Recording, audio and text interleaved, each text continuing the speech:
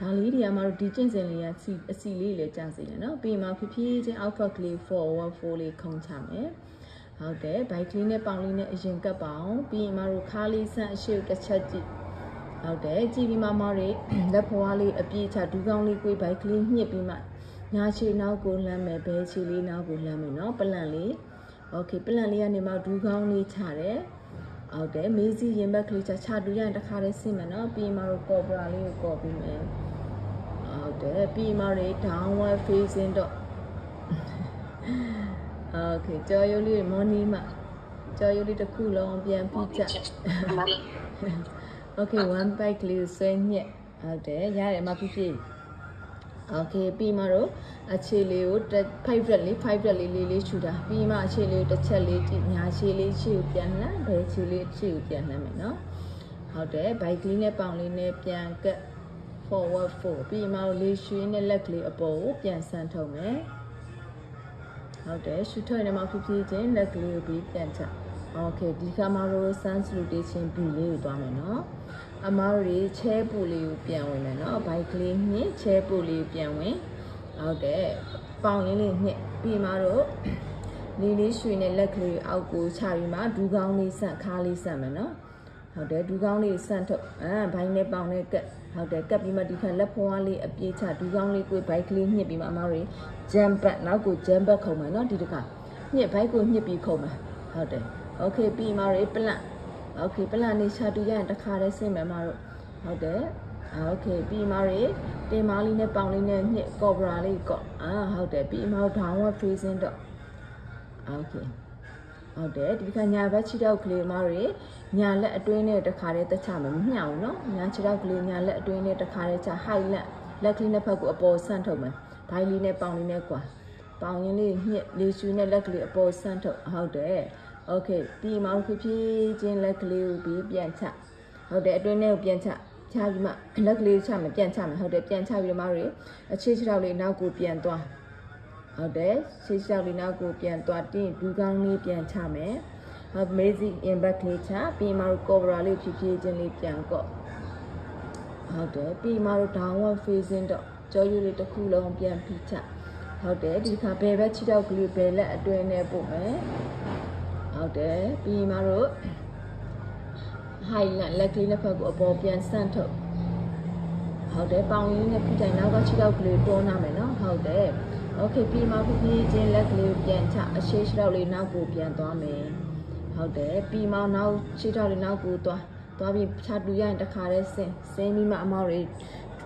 cobra လေးတစ်ခါတည်းကော့တင်မားလေးနဲ့ပေါင်လေးနဲ့ညှက်လက်ဖွားအားလေးသုံးမယ်နော်ဟုတ်တယ်ပြီးမှတော့ cobra လေးပခုံးလေးတွေနောက်ကိုတော့ပခုံးလေးတွေဖြန့်ထားမယ်တတိကပ်ပြီးနော်ပခုံးလေးပြီးမှတော့ downward facing တော့မှာ5 rep downward facing တော့မှာအမတို့အမောဖြည့်ရမယ်နော်လေးလေးကိုရှူသင်းမယ်1ဟုတ်တယ်2ကိုရမလာခဏလေးညှက်ထား1 mic လေးဆွဲညှက်ထား3 okay 4ဟုတ်တယ်5ပြီးမှတော့အရှိလေးတစ်ချက်လေးကြည့်ညာခြေလေးလက်နှစ်ခုကြားလေးတော့ jump back ဖွားလေးခုံလို့ရတယ်ညာခြေလမ်းပြီးသွားလို့ရတယ်ဘယ်ခြေလမ်းပြီးသွားလို့ရတယ်နော်ဒူးကောင်းလေးကိုဘိုက်ကလေးညှစ်ပြီးခုံခါးလေးဆက်အမတို့ချစ်ချင်းအရှိကိုကြည့်ဟုတ်တယ်ဘိုက်ကလေးနဲ့ပေါင်လေးနဲ့ကပ်ဟုတ်တယ်ပြီးမှတော့လေးရွှေနဲ့လက်ကလေးအပေါ်ကိုဆန့်ထုတ်ပြီးမယ်ဟုတ်တယ်ချဲပုတ်လေးပြောင်း sorry ချဲပုတ်လေးပဲညက်ဟုတ်တယ်ပြီးမှမော်ရီဖြည်းဖြည်းချင်းလက်ကလေးကိုဆန့်ထုတ်ဟုတ်တယ်ဆန့်ထုတ်ပြီးမှမော်ရီဒူးကောင်းလေးဆက်ခါးလေးဆက်လက်ကလေးနဲ့ဖက်ကိုပြီးချနော်အောက်ကိုပြန်မသွားသေးမော်ရီအပေါ်မှာပဲမတ်တက်ရအောင်ဟုတ်တယ် okay ပြီးမှတော့အကြမှာချဲပုတ်လေးတစ်ခေါက်ပြန်သွားမယ်နော်ဒီရွှေနဲ့မော်ရီချဲပုတ်လေးပြန်ဝင်ဟုတ်တယ်ပြီးမှတော့ alpha ကလေး forward 4လေးပြန်ဖုံးချဟုတ်တယ် bike လေးနဲ့ပေါင်လေးနဲ့ပြန်ကပ်ဟုတ်တယ်ရသလောက်လေးကပ်မယ်ပြီးခါးလေးဆက်အမတို့အရှိကိုတစ်ချက်ကြည့်ဟုတ်တယ်ကြည့်ပြီးမှအမတို့ရဲ့လက်ဖွားလေးအပြေးချဒူးကောင်းလေးကိုဘိုက်ကလေးညှစ်ဟုတ်တယ်နောက်ကို jump back ဖွားလေးခုံမယ်နော် okay ဖွားလေးခုံမမတွေဒူးကောင်းလေးချမေးစီရင်ဘက်ကလေးချတင်မာလေးနဲ့ပေါင်လေး cobra လေးဖြည်းဖြည်းချင်းလေးပြန်ကော့ဟုတ်တယ်ပခုံးလေးနောက်ကိုပို့ထားပြီးမှတော့ downward facing တော့ okay ဟုတ်တယ်ဘယ်ညာဘက်ခြေထောက်ကလေးညာလက်အတွင်းနဲ့ပို high လက်ဟုတ်တယ်အနောက်ခြေထောက်လေးကန်တာပေါင်လေးနဲ့ညှစ်ထားမယ်နော်ဒူးကောင်းလေးအားမပြည့်ဘူးနော်အမတို့ high လက်ဟုတ်တယ်ဖြည်းဖြည်းချင်းပေါင်နည်းနည်းလေးဖိထိုင်ပြီး okay ပြီးမှ ရှေ့ရှိတော့လေးနောက်ကိုပြန်သွားမယ်ဟုတ်တယ်โอเคပြီးမှတော့ဒူးကောင်းလေးချမယ်ဟုတ်တယ်โอเคမေးစီရင်ဘက်ကလေးချကော်ဘရာလေးဖြည်းဖြည်းချင်းလေးပြန်ကော့ဟုတ်တယ်ပြီးမှတော့ downward facing dog downward facing dog ကနေဒီကဘယ်ဘက်ခြေထောက်ကလေးကိုဘယ်လက်အတွင်းနဲ့ပို့ဟုတ်တယ် high leg မာရုံလက်ကလေးအပေါ်ပြန်ဆက်ဟမ်ဘိုက်ဖြစ်မှာခြေထောက်မှားနေရလား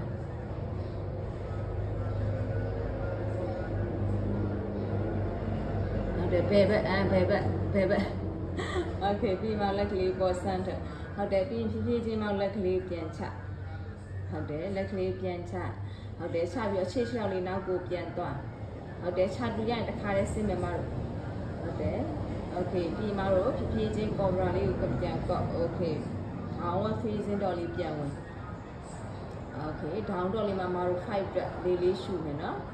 မူလဖန်တာလေးညှက်ထားမတို့1 byte ကလေးချက်ထားရလို့ဆိုရင်ကိုယ့်ရဲ့ချက်ကလေးရထလောက်ငုတ်ကြည့်1လေးရှူနေမယ်ရှူထုတ်နေမယ်ရှူသွင်းနေမယ်ရှူသွင်းနေမယ်မတို့ရှူထုတ်နေမယ်ရှူသွင်းโอเคရှူထုတ်ရှူသွင်းโอเคရှူထုတ်ရှူသွင်းမယ်မတို့ရှူထုတ်မယ်ပြီးမှတော့အခြေလေးတစ်ချက်ကြည့်ညာခြေလေးအခြေပြန်ဂျမ်ဘတ်ဖွားလေးခုံလို့ရတယ်နော်လက်နှစ်ခုကြားလေးတဲ့ဟုတ်တယ်လက်နှစ်ခုကြားလေးတဲ့ဂျမ်ဘတ်โอเคဖွားလေးခုံဘိုက်ကလေးနဲ့ပေါင်လေးနဲ့ကတ်ဟုတ်တယ်ပြီးမှတော့ချဲပူလေးကိုပြန်ဝင်မယ်နော်ချဲပူလေးကိုပြန်ဝင်မှအမတို့ဒူကောင်းလေးဆက်ခါးလေးဆက်ပြီးလက်ကလေးနဲ့ဘက်ကိုဘေးပြန်ချမယ်နော်โอเคခဏလေးမောဖြစ်နော်နောက်ထပ်2ကြိမ်ပဲရှိရfightingโอเคပြီးမှတော့ချဲပူလေးပြန်ဝင်မယ် sorry နောက်ထပ်3ကြိမ်ပြန်တယ်လက်ခောက်ကိုကြည့်ရတယ်ဖိုက်တဲ့ဝမ်းနေမောသေးဟုတ်လားโอเคမတို့ချဲပို့လေးကိုပြန်ဝင်မယ်โอเคပြီးမှတော့ alpha ကလေး forward full လေးဟုတ်တယ်ပြီးမှတော့ခါးလေးဆက်အရှိကိုချစ်ချင်းကြည့်နော်ဟုတ်တယ်ပြီးရင်ဘိုက်ကလေးနဲ့ပေါင်လေးနဲ့ကတ်ဟုတ်တယ်ကတ်ပြီးမှမောင်းလက်ဖွားလေးဒူးကောင်းလေးကိုဘိုက်ကလေးညက်လက်ဖွားလေးအဖုံးကျက်တိုင်းလေးချရှာယူမှနောက်ကိုဂျမ်းဘက်လက်ဖွားလေးအပြည့်ချနော်ဟုတ်တယ်ပြီးမှဒူးကောင်းလေးချမယ်မေးစီရင်ဘက်ကလေးချကော်ဘရာလေးဖြည်းဖြည်းချင်းလေးပြန်ကော့ဟုတ်တယ်ပခုံးလေးတွေတတိထားပြီးမှ downward facing တော့နော်ဟုတ်တယ် downward facing တော့โอเคဟုတ်တယ်ပြီးမှရညာဘက်ခြေထောက်ကလေးညာလက်အတွင်းနဲ့ကိုဟုတ်တယ်ပြီးလက်ကလေးတစ်ဖက်ကိုပေါ်ပြန်ဆန့်ထုတ်ဟုတ်တယ်ဖြည်းဖြည်းချင်းမှရလက်ကလေးကိုပြန်ချဟုတ်တယ်ပြန်ချပြီးတော့မှရခြေချောက်လေးနောက်ကိုပြန်သွားဟုတ်တယ်ပြီးပလန့်လေးကနေဓာတူရရင်တစ်ခါတည်းဆင်းโอเคပြီးမှရကော်ဘရာလေးဖြည်းဖြည်းချင်းလေးပြန်ကော့ဟုတ်တယ်ပြီးမှ downward facing တော့လေးပြန်သွားဟုတ်တယ်ပြီးမှတော့အခြေလေးတစ်ချက်လေး downward facing ညာဘက်ဘယ်ဘက်ခြေထောက်ကလေးကိုဘယ်လက်အတွင်းနဲ့ပို့ highland လေးပြန်သွားမယ်နော်ဟုတ်တယ်လေးရွှေနဲ့မှလက်ကလေးပေါ်ပြန်ဆန့်ထုတ်ဟုတ်တယ်ပြီးမှပေါ်လက်ကလေးအောက်ကိုပြန်ချဟုတ်တယ်ရှေ့ခြေထောက်လေးနောက်ကိုပြန်သွားမယ်ဟုတ်တယ်ပြီးမှပလန့်နေချတူရရင်တစ်ခါတည်းဆင်းမယ်မလို့လေဟုတ်တယ်โอเคကော်ဘရာလေးဖြည်းဖြည်းချင်းလေးပြန်ကော့ဟုတ်ပြီပြီးမှ downward facing တော့မှာ5 rep လေးရှူရကြည့်မယ်နော်ဟုတ်တယ်5 rep လေးရှူရကြည့်မယ်1ဟုတ်တယ်2ရှူသွင်းရှူထုတ်3ရှူသွင်းနေမယ်မလို့ရှူထုတ်နေမယ်4